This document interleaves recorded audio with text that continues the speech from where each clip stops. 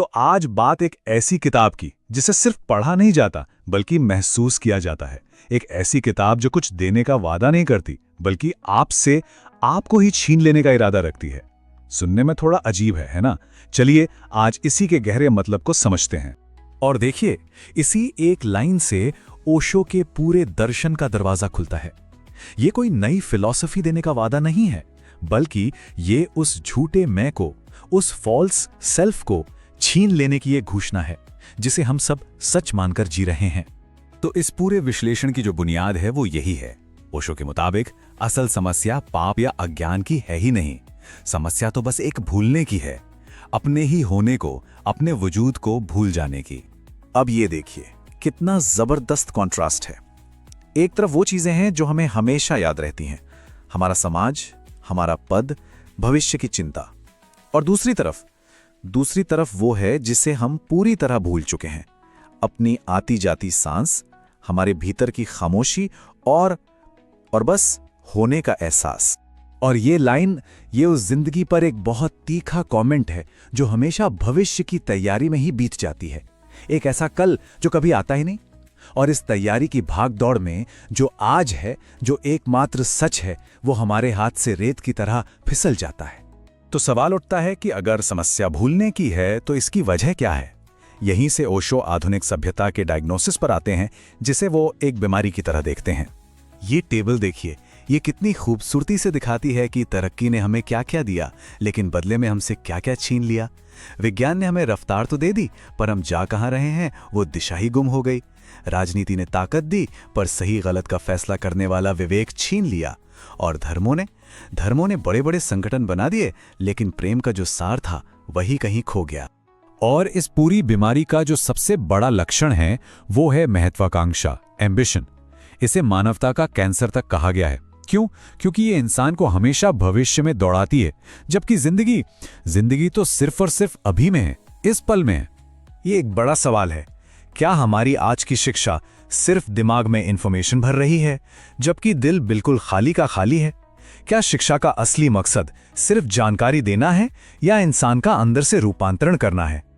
और ठीक ऐसा ही एक गहरा सवाल धर्म को लेकर भी उठाया गया है। क्या धर्म कोई इंस्टीट्यूशन है, कोई संगठन है, या ये एक बेहद निजी, एक भीतरी अनुभव है? क्योंकि असली धर्म किसी मंदिर, मस्जिद में नहीं, बल्कि इंसान की अपनी चेतना में घटता है। तो सभ्यता की इस बीमारी का इलाज क्या है? अब हम समाधान की तरफ बढ़ते हैं, और रास्ता बाहर कहीं नहीं है, रास्ता भीतर की ओर है, उस भूले हुए स्व को फिर से पाने का। इस अंदर की यात्रा का जो केंद्र है वो है साक्षी को समझना, मतलब हमारी चेतना का वो हिस्सा जो बस देखता है। शरीर बदलता है, मन बदलता है, भावनाएं आती जाती हैं, लेकिन इन सब को देखने वाला जो है वो कभी नहीं बदलता। वही हमारा असली केंद्र है। और इस भीतरी सफर में गुरु की भूमिका भी पारंपरिक सोच से एकदम अलग है।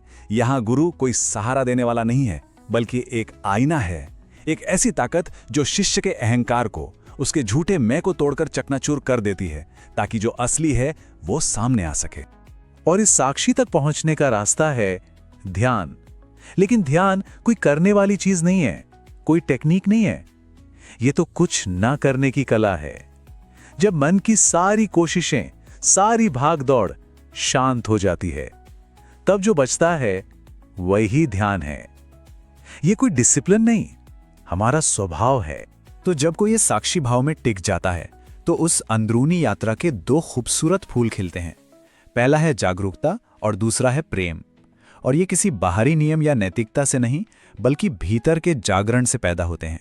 यहां प्रेम को किसी सामाजिक नियम या मॉरल कोड से नहीं बांधा गया है। ये तो बस होने की, एग्जिस्टेंस की एक खुशबू है। जैसे फूल से खुशबू अपने आप आती है, ठीक वैसे ही एक जागे हुए इंसान से प्रेम बस बहता है। ये कोई कर्तव्य नहीं, ये उसका स्वभाव बन जाता है। और ये प्रेम उस प्रेम से बिल्कुल अलग है जिसे हम आमतौर पर जानते हैं। ये अधिकार जताने से आजाद है, भविष्य के डर से आजाद है, और किसी भी तरह की शर्त से पूरी तरह आजाद है। ये बस एक शुद्ध ऊर्जा है। और अंत में हम इस विश्लेषण के शीर्षक पर वापस लौटते हैं, कोंपलें फिर फूट आएं। ये टाइटल अपने आप में न सिर्फ पूरी यात्रा का सार है, बल्कि एक बहुत गहरा वादा भी है। ये एक बहुत ही खूबसूरत मेटाफर है। सूखी डाल आज का थका हारा नीरस इंसान है, लेकिन कोंपल क्या है? वो जागरूकता की एक छोटी सी चिंगारी है जो कभी भी फूट सकती है। और जीवित जड़ें इस बात का प्रतीक हैं कि जीवन चाहे ऊपर से कितना भी बंजर लगे, हमारे भीतर संभावना हमेशा जिंदा रहती है। और ये विश्लेषण इसी अंतिम गहरे संदेश पर आकर खत्म होता है।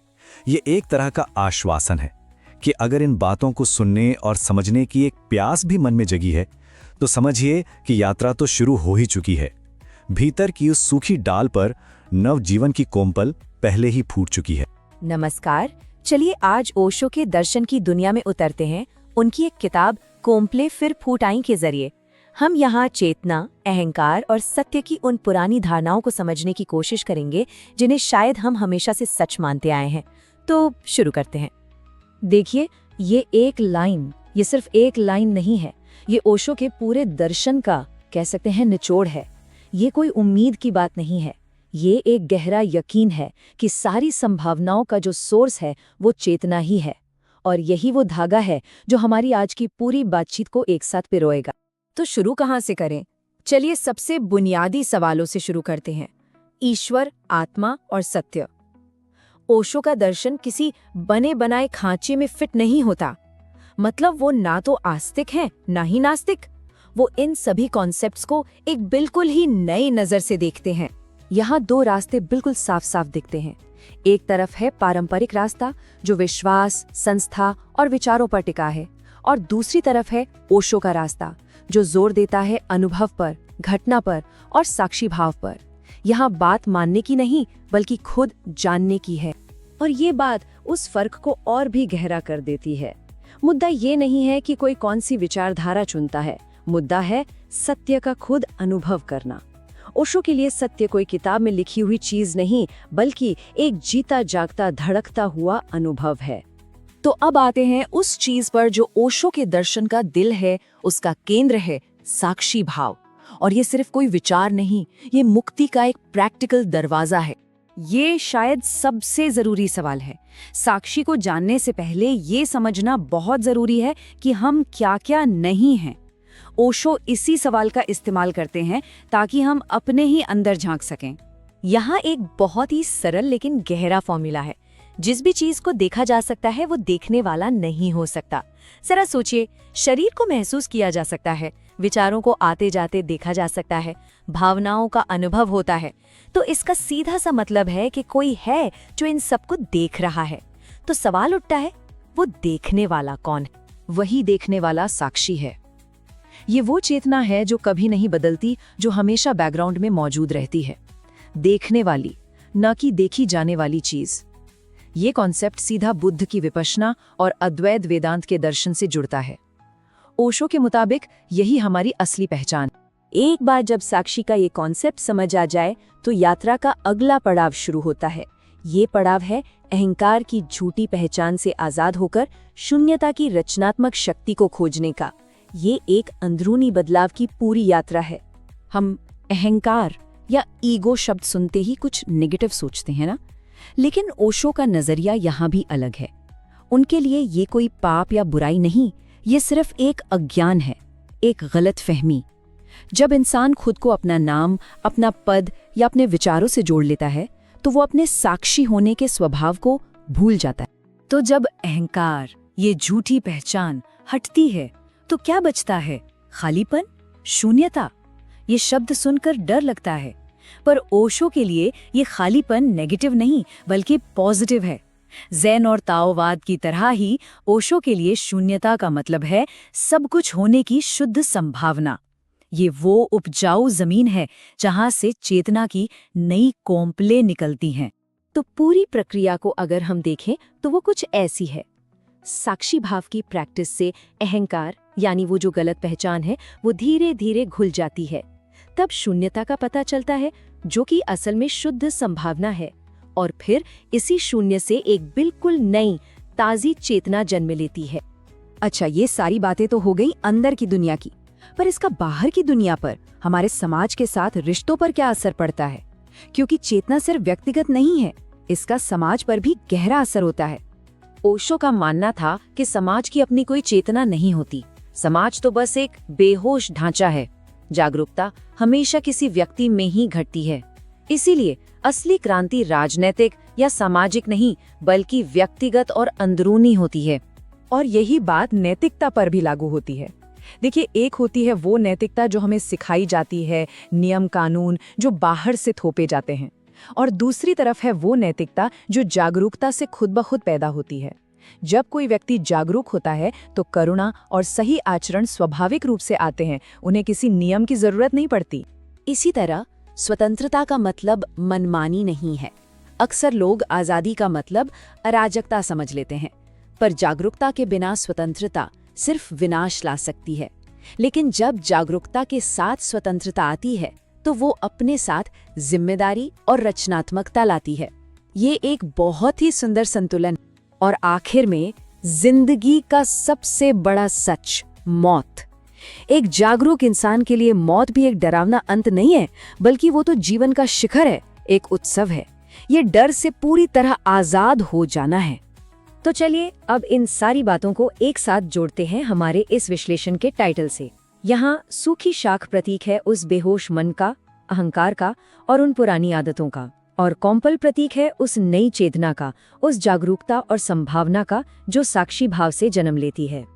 और इसी विचार के साथ हम आज की ये चर्चा खत्म करते हैं। ओशो आशा नहीं देते, क्योंकि आशा हमेशा भविष्य में होती है। वो संभावना की बात करते हैं जो हमेशा अभी इसी पल में मौजूद है।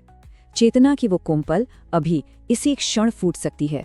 तो सवाल ये है, क्या ये विश्लेषण एक अंत है या असल में एक नई खोज की शुरुआत? नमस्कार। आज हम बात करने वाले हैं ओशो की एक बहुत ही खास किताब कोम्पलें फिर फूटाएं के बारे में। हम इसके भावनात्मक सार को समझने की कोशिश करेंगे। देखिए, ये किताब आज के इंसान की जो उलझनें हैं, जो भागदौड़ है और जो उसकी एक अंदरूनी यात्रा है, उसके बारे में बहुत गहराई से बात करती है। तो चलिए इस सफर में साथ चलते हैं। किताब की शुरुआत ही आप देखिए इस एक लाइन से होती है, और ये लाइन पढ़ते ही एक बात तो साफ हो जाती है कि ये कोई किताबी ज्ञान या बहस की बात नहीं होने वाली। ये एक कोशिश है जगाने की। मतलब यहां समझाने से ज्यादा महसूस कराने पर जोर है। तो सबसे पहले किताब हमारी उस नस को पकड़ती है जो शायद सबसे ज्यादा दुखती है। ये उस मूल समस्या की बात करती है, वो गहरी अनकही थकान जो आज हम सबकी जिंदगी का सच बन गई है। और यहीं से ये किताब सीधे सीधे एक बहुत ही बुनियादी सवाल पूछती है। एक ऐसा सवाल जो शायद हम सब खुद से पूछने से बचते हैं। क्या हम सच में जागे हुए हैं? ये सवाल एक झटके में हमें अपने अंदर देखने पर मजबूर कर देता है। ये तस्वीर, ये हम सब की कहानी है ना? बाहर से देखने पर तो एक अंतहीन दौड़ चल रही है। पैसा कमाना है, कुछ हासिल करना है, खुद को बार बार साबित करना है। लेकिन जब हम अंदर झांकते हैं तो क्या मिलता है? एक सूखापन, एक खालीपन, एक गहरा अकेलापन। किताब इसी बाहरी चमक और भीतरी खोखलेपन के बीच के फासले पर हमारा ध्यान खींचती है। और फिर इस सारी थकान के बीच ये किताब एक मरहम की तरह काम करती है। जरा इस लाइन को महसूस कीजिए। ये एक ऐसा वाक्य है जो हमारे मन पर जमे हुए अपराध बोध का सारा बोझ हल्का कर देता है। यहाँ कोई जजमेंट नहीं है, कोई आपको गलत नहीं कह रहा। बस एक गहरी समझ है कि शायद असल समस्या हमारे अंदर नहीं, बल्कि इस कभी ना खत्म होने वाली दौड़ की थकान में है। और बस इसी समझ के साथ इस भावनात्मक यात्रा का पहला पड़ाव शुरू होता है। वो पड़ाव है हमारे अंदर सालों से बैठे हुए उस अपराध बोध का सामना करना और उससे आजाद होना। यहाँ पर दो सोच बिल्कुल आमने सामने हैं। एक तरफ है पारंपरिक धारणा जो इंसान को जन्म से ही पापी या गिरा हुआ मानती है, और दूसरी तरफ ओशो का नजरिया है जो बिल्कुल उल्टा है। उनका तर्क बहुत सीधा है कि अगर बनाने वाला सही है तो उसकी बनाई हुई चीज गलत कैसे हो सकती है ना? ये एक विचार ही हमें उस अयोग्यता के भाव से मुक्त करने के लिए काफी है। तो इसका मतलब क्या हुआ? मतलब ये कि जिंदगी का लक्ष्य खुद को सुधारना नहीं, बल्कि स्वीकारना है। ये एक बहुत बड़ा शिफ्ट है। आप सोचिए, लगातार खुद को बदलने, खुद को ठीक करने की कोशिश को छोड़कर हम जैसे हैं वैसे खुद को अपनाने की तरफ बढ़ना। अच्छा, इस अपराध बोध से आगे बढ़कर ये यात्रा हमें अकेलेपन और प्रेम की दुनिया में ले जाती है। और यहाँ भी हमारी उस समझ को चुनौती देती है जो समाज ने हमें बचपन से सिखाई है। यहाँ हमारी सोच को एक बड़ा झटका लगता है। समाज हमेशा क्या कहता है? अकेलेपन से भागो, दोस्तों के साथ रहो, भीड़ में रहो। लेकिन ओशो का नजरिया देखिए, बिल्कुल उल्टा है। वो कहते हैं कि असली समस्या अकेलापन है ही नहीं, बल्कि उससे भागने की हमारी कोशिश है। समाधान भागने में नहीं, बल्कि उसे गले लगाकर अपने साथ रहना सीखने में है। और प्रेम की परिभाषा, वो तो यहाँ पूरी तरह से क्रांतिकारी है। इसे किसी निर्भरता या सौदे की तरह नहीं देखा गया है, बल्कि स्वतंत्रता का एक उत्सव माना गया है। मतलब प्रेम किसी पर अधिकार जताने या डरने के बारे में नहीं है, ये तो देने और आजाद करने के बारे में है। अब हम इस सफर के एक बहुत ही साहसी पड़ाव पर आते हैं। एक ऐसा पड़ाव जहां डर को दबाने के बजाय उसका सामना करने की बात कही गई है, ताकि हमारी भीतरी शक्ति जाग सके। यहाँ एक बहुत सीधा सा निमंत्रण है, जिससे डरते हो उसी को देखो। मतलब चाहे वो मौत का डर हो, फेल होने का डर हो या अकेले रह जाने का, उससे भागो मत, रुको और उसकी आंखों में झांको। किताब कहती है कि डर से भागने पर वो और बड़ा होता है, पर उसे सीधे देखने से उसकी हवा निकल जाती है। और बिल्कुल डर की तरह ही दुख को भी दुश्मन नहीं माना गया है।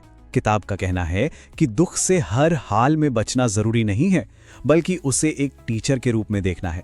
एक ऐसा टीचर जो हमें जिंदगी के बारे में कुछ गहरा सिखाता है और हमें पहले से ज्यादा समझदार बनाकर जाता है।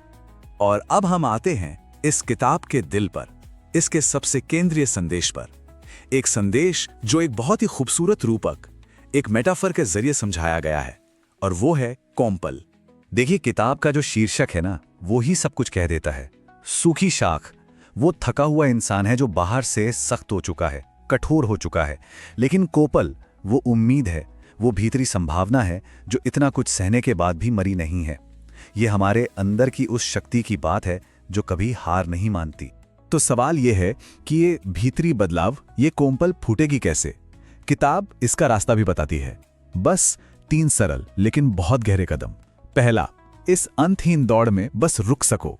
दूसरा, जो जैसा है उसे बिना किसी जजमेंट के वैसे ही देख सको। और तीसरा, जो कि सबसे मुश्किल है, उसे पूरी तरह से स्वीकार सको। और अंत में ये एक बहुत ही सुकून देने वाला विचार।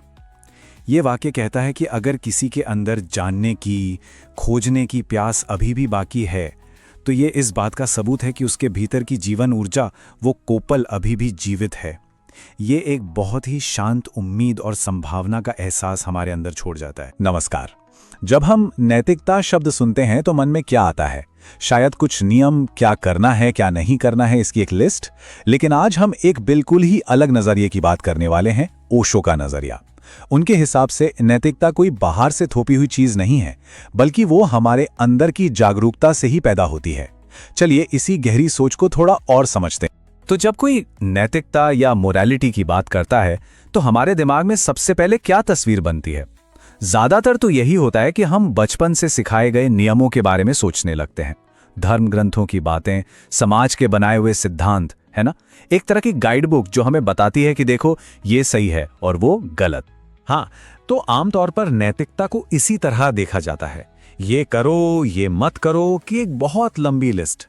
और ये लिस्ट अक्सर किसी इनाम के लालच या सजा के डर पर टिकी होती है कि अच्छा काम करोगे तो स्वर्ग मिलेगा, बुरा करोगे तो नरक। पर क्या नैतिक होने का बस यही एक तरीका है? बस यही वो सवाल है जो हमें एक पूरी तरह से नए रास्ते की तरफ ले जाता है। क्या ऐसा हो सकता है कि नैतिकता को इन नियमों के बंधन से आजाद करके भी समझा जाए? तो चलिए सबसे पहले इसी गुत्थी को सुलझाते हैं कि नैतिकता आखिर है क्या? क्या ये सिर्फ नियमों का पालन करना है या फिर हमारे अंदर का बोध, हमारी अपनी जागरूकता? ओशो का ये जो कथन है ना, इस पूरी चर्चा का सेंटर पॉइंट है। जरा सोचिए, नैतिकता कोई ऐसी चीज नहीं है जिससे बाहर से ओढ़ना पड़े। ये जागरूकता की परछाई जैसी है। मतलब जहां रोशनी होगी वहां परछाई तो अपने आप बनेगी ही। ठीक वैसे ही जहां जागरूकता होगी वहां नैतिकता खुद ब खुद आ जाएगी। इसका मतलब ये हुआ कि एक बेहोश आदमी जो बस आंख बंद करके नियमों को मान रहा है, वो ज्यादा खतरनाक हो सकता है। और दूसरी तरफ एक जागा हुआ, एक जागरूक इंसान, वो नेचुरली अपने आप ही दयालु और नैतिक होता है। उसे किसी बाहरी नियम कानून की जरूरत ही नहीं पड़ती। तो सवाल ये उठता है कि ये जागरूकता आती कहां से है? ओशो के मुताबिक ये 3 मजबूत पिलर्स पर, 3 स्तंभों पर टिकी है, और यही तीनों मिलकर सच्ची नैतिकता की इमारत खड़ी करते हैं। आइए एक एक करके इन्हें देखते हैं। तो पहला और शायद सबसे जरूरी पिलर है खुद के प्रति ईमानदारी। देखिए, समाज से झूठ बोलना एक बात है, शायद आसान भी हो, पर खुद को धोखा देना, खुद से झूठ बोलना, वही सबसे बड़ा ज्ञान है। मतलब एकदम सीधा सा है, जो है उसे वैसे ही स्वीकार करें और जो नहीं है उसका दिखावा करने की कोशिश बिल्कुल ना करें। यहीं से, इसी पॉइंट से सच्ची नैतिकता की शुरुआत होती है। दूसरा पिलर है जिम्मेदारी, रिस्पॉन्सिबिलिटी, लेकिन उस मतलब में नहीं जैसा हम आमतौर पर समझते हैं। यहां जिम्मेदारी का मतलब किसी नियम को निभाना नहीं है, बल्कि हर सिचुएशन को पूरी जागरूकता से देखना और फिर होशपूर्वक सोच समझकर रिएक्ट करना है। ये एक रिस्पॉन्सिबिलिटी है, यानी प्रतिक्रिया करने की क्षमता। ये बात इस आइडिया को और भी पक्का करती है कि जो इंसान जागा हुआ है, अवेयर है, वो गैर जिम्मेदार हो ही नहीं सकता। क्यों भला? क्योंकि वो अपने हर काम के नतीजे को साफ साफ देख सकता है। उसके हर एक्शन में एक गहरी समझ होती है। और तीसरा स्तंभ है अहिंसा। लेकिन ये अहिंसा किसी डर या नियम की वजह से नहीं आती। ये गहरी समझ और मन की शांति से पैदा होती है। जब कोई इंसान ध्यान के जरिए अंदर से शांत हो जाता है, तो हिंसा करना उसके लिए नामुमकिन हो जाता है। इसीलिए कहा गया है कि ध्यान, मेडिटेशन ही नैतिकता की असली जड़ है। अच्छा, तो जब कोई इन 3 स्तंभों के सहारे जीता है, तो उसके मन की हालत कैसी होती होगी? आइए जरा झांक कर देखते हैं कि ये जागरूकता अंदर से कैसी दिखती और महसूस होती है। यहां एक बहुत ही बारीक लेकिन बहुत जरूरी फर्क बताया गया है करुणा और दया के बीच। देखिए, दया में ना अक्सर एक अहंकार छिपा होता है। ऐसा लगता है जैसे कोई ऊपर से नीचे किसी पर तरस खा रहा हो। लेकिन करुणा बराबरी के लेवल पर होती है। यह किसी को सुधारने की कोशिश नहीं करती, बल्कि उसे गहराई से समझने से जन्म लेती है। इस पूरी फिलॉसफी में प्रेम को नैतिकता की चोटी माना गया है, सबसे ऊंचा शिखर। यह कोई ड्यूटी नहीं है, बल्कि चेतना की, कॉन्शियसनेस की सबसे ऊंची अवस्था है। जहां सच्चा प्रेम होगा, वहां किसी का शोषण या हिंसा हो ही नहीं सकती। यह किसी पर हक जताना या कोई सौदा नहीं है, बल्कि आजादी का जश्न है। एक और बहुत दिलचस्प बात है, महत्वाकांक्षा को, एम्बिशन को एक नैतिक समस्या की तरह देखा गया है। इसे भविष्य की बीमारी कहा गया है। क्यों? क्योंकि महत्वाकांक्षा हमेशा तुलना और कंपटीशन पैदा करती है, और यही कंपटीशन हर तरह की हिंसा की असली जड़ है। इसलिए बस अपने आज में जीना, वर्तमान में जीना, एक तरह की नैतिक सफाई है। और अब हम आते हैं इस दर्शन के सबसे साहसी और शायद सबसे चैलेंजिंग हिस्से पर। यह एक पुकार है, एक आग्रह है कि भीड़ का हिस्सा मत बनो, एक व्यक्ति बनो, एक इंडिविजुअल। तो इस पूरी बातचीत का सबसे क्रांतिकारी नतीजा क्या है? वो कौन सी एक बात है जो हमारी सारी पुरानी मान्यताओं को जड़ से हिला देती है? और यह है वो निष्कर्ष, एक ऐसा आइडिया जो सब कुछ पलट कर रख देता है। इसके अनुसार भीड़ के पीछे चलना नैतिकता नहीं, बल्कि कायरता है। क्योंकि असली सच और नैतिकता की रोशनी किसी एक व्यक्ति के अंदर जलती है, भीड़ के अंधेरे शोर में गुम नहीं हो जाती। तो सवाल है कि व्यक्ति बना कैसे जाएं? इसके लिए 3 बहुत ही सरल लेकिन गहरे सूत्र दिए गए हैं। अपनी आंखों से देखो, अपने दिमाग से सोचो और अपनी जिंदगी अपने तरीके से जियो। किसी और की नकल मत करो, बस अपने अंदर की आवाज सुनो। और आखिर में इस किताब का जो टाइटल है, कोम्प्ले फिर फूट आएं, उसमें भी एक गहरा नैतिक संदेश छिपा है। इसका मतलब है कि चाहे कुछ भी हुआ हो, जिंदगी में कितनी भी गलतियां हुई हों, जागने और बदलने के लिए कभी भी देर नहीं होती। हर पल एक नई शुरुआत का मौका है। गिरना गुनाह नहीं है, गिर कर पड़े रहना गुनाह है। अगर ओशो के इस पूरे नैतिक दर्शन को सिर्फ एक लाइन में समझना हो, तो वो ये है, जागो और जो भी करो पूरी जागरूकता से करो। क्योंकि जब होश होता है तो हर काम अपने आप में सही और नैतिक हो जाता है। तो आखिर में ये सवाल हम सब के लिए है, सोचने के लिए, कि अगर नैतिकता सिर्फ बाहर के बनाए नियमों में नहीं है, तो क्या इसकी असली जड़, इसका असली सोर्स हमारे अपने ही अंदर है, हमारी अपनी चेतना में? इस पर सोचना तो बनता है।